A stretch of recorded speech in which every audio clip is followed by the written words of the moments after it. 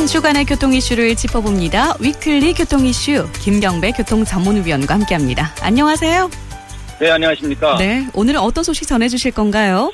네, 전국의 심야 전멸 신호등이 2만여 개소가 있는데요. 앞으로는 이제 보행 안전을 강화됩니다. 그리고 네. 2023년 어두운 횡단보도를 선명하게 비춰주고 또 위험 차량 접근과 보행자의 위험을 알리는 이 지능형 가로등으로 바뀌고요.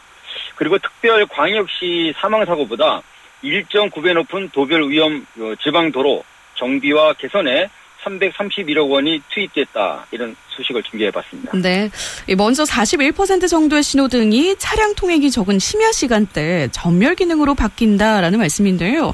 하지만 네. 황색과 적색이 표시하는 의미는 같은 거죠?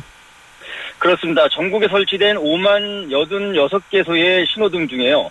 보행인이 거의 없는 심야 시간대는 2만 779개 신호등이 전멸 기능으로 바뀌게 되는데요. 네. 원활한 통행 차원에서 전멸식으로 바뀌었을 뿐 말씀하신 것처럼 색상이 표시하는 의미는 같기 때문에 적색에서는 반드시 멈춰서야 합니다. 네. 그리고 황색 전멸에서는요.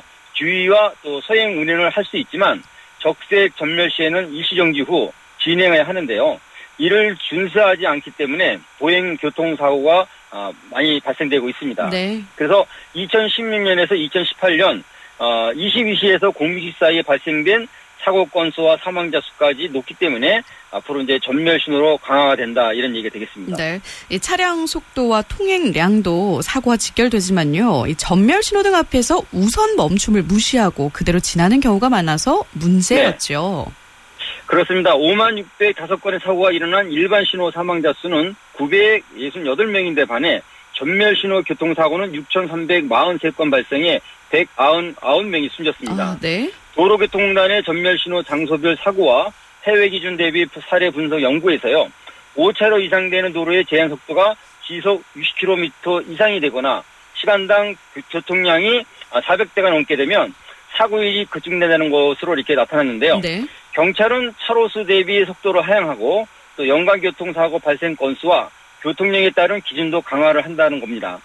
연 교통사고 발생 4건 이하에서 3건 이하인 교차로의 전멸 운영 시간도 24시에서 05시로 2시간이 단축이 되고 네. 또 왕복 4차로 도로는요.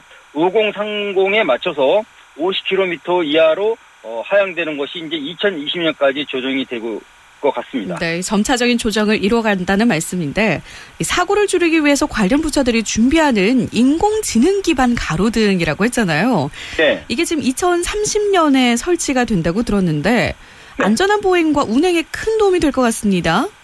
네, 국토부가 산자부 행안부 등 다부처 협력으로 추진하는 것이 바로 스마트 도로 조명 플랫폼 이제 2023년에 조정된다고 하는데요. 네. 디지털 신호와 연동해서 위험 상황을 알리는 지능형 가로등이 탄생이 되게 되면 운전자에게 시야 장애를 주는 빗길 차선이나 신호등 위험을 미리 예고하는 기능을 갖게 됩니다. 특히 어두운 색상의 옷을 입은 보행자가 우산을 얼굴을 이제 가린 채 횡단보도를 건널 때 나타나는 위험한 이런 상황까지 경고하는 기능을 갖고 있다고 하는데요. 네. 한마디로 대상 위험 관리 지점인 터널과 또 결빙 지역, 또 교차로와 횡단보도, 스쿨존 같은 5대 사고 다발도로에서 필요로 하는 특화 기술이 아닌가 싶습니다. 네, 맞습니다. 이 4개의 부처가 고속도로에서 방금 말씀하신 스마트 기능이 들어간 가로등 만들기 위해서 앞장선 거군요. 네. 네, 교통사고를 예방해주는 사고 위험 정보는요. 과속과 급차로 변경 등의 위험 차량 이동 경로를 미리 추적을 해서 네. 주변 차량과 신호등 또 도로 조명 정보와 연동하는 이런 기술이라고 되는데요. 발광 표시 장치와 디지털 사인이 어두운 횡단보도를 밝게 해주는 동시에 위험 차량 접근 시에는 문구와 음성으로 경고해주는 사물 인터넷 센서 융합형 인공지능 도로 조명이라고 합니다. 네. 260억 원이 투입된 이 기술에는요.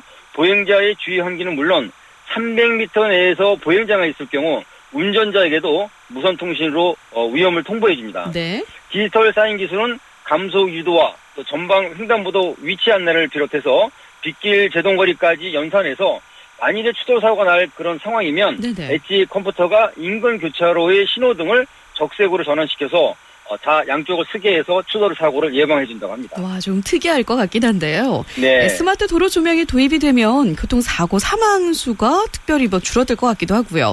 광역시보다 50% 높은 도지역 교통안전시설도 보강이 될 것 같습니다. 그렇죠? 네, 그때까지는 현 상황과 영향이 지배적일 것 같아서 자동차 1만 대당 교통사고와 또 사망자 수로 비교 분석한 한국교통안전공단의 그 지자체별 교통안전도를 좀 예로 들어보겠습니다. 네. 도단위 지자체에서는 1만 대당 1.7명이 교통사고로 희생된 데 반해 특별과 광역시에서는 절반 정도인 0.9명으로 이렇게 조사가 됐습니다. 네. 도 지역은 예산과 인력 대비 관리 범위가 넓고 또 여기에 행락철과 휴가철에 집중되는 교통량 등의 폭증 또 이런 계절적 영향까지 가세되기 때문으로 분석이 됩니다. 네. 경찰청은 지난해 교통사고 사망자 수는 3,781명으로 2017년보다 9.7%가 감소됐고 또 자동차 1만 대당 교통사고 사망자 역시 대부분의 지역에서 감소를 했다고 하지만은 네. 이번 분석에서는 울산 지역이 16%, 인천이 6%, 대전은 3% 정도가 오히려 증가됐다고 합니다. 그렇군요. 근데 전국 평균치보다 사망자가 많이 발생된 도단위 지자체별 사고는 원인이 물론 다양하겠지만요. 그중에서도 가장 문제가 되는 뭐라고 생각을 하십니까? 네, 자칫 대형 사고로 이어질 수 있는 법인 택시와 화물차 등 교통사고 취약 부분에 중점을 둔 감소 대책과 또 한가한 도로를 횡단하는 보행자 안전과 직결되는 네. 마을 주민들의 보호구간 확대가 좀 우선되지 않을까 이렇게 생각이 됩니다. 네. 도시외 지역도로 주변에서 발생되는 마을 주민 교통사고 예방을 위해서는요. 무엇보다도 미끄럼 방지 포장이나 과속 단속 카메라 설치 같은 이런 교통안전 환경부터 우선 개선되어야 할 것 같고요. 네. 특히 사망자 증가 지역에 대해서는 지자체와 경찰청 등 교통안전 유관기관의 관심이 높은 것으로 나타나고 있습니다.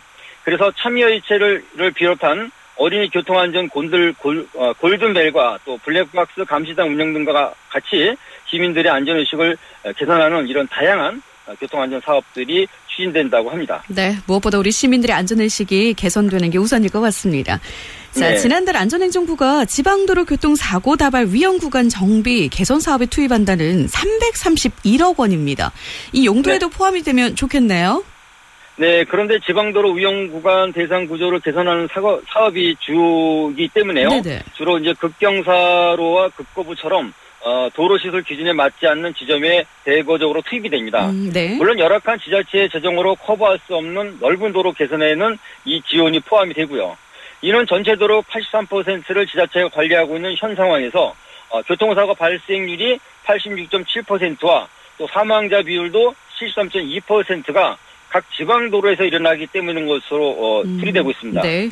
그래서 2017년 기준 11만 91km 도로 중에 지자체가 관리하는 도로가 9만 1,391km나 되다 보니까 한 해 18만 7,509건의 교통사고로 3,064명이 숨지는 상황입니다. 네, 적지 않습니다. 전국도로 83%를 각 지자체에서 관리하는 게 현실이라서 사고 다발 지역을 개선하는 것에 쉽게 못 나서는 상황입니다. 그런데 이런 부분에 대해서는 좀 큰 도움이 될 것 같다라는 생각도 드네요. 맞습니다. 국민 80% 정도가 대도시권에 거주하는 현실이라 네. 출퇴근을 위해서 행정 경계를 조속으로 넘나드는 이런 급증된 광역교통 수요 역시 심각한 교통 문제를 유발하는 원인으로 되고 있습니다. 네. 그래서 도로와 시설을 보강해서 사고를 줄이는 사업은요.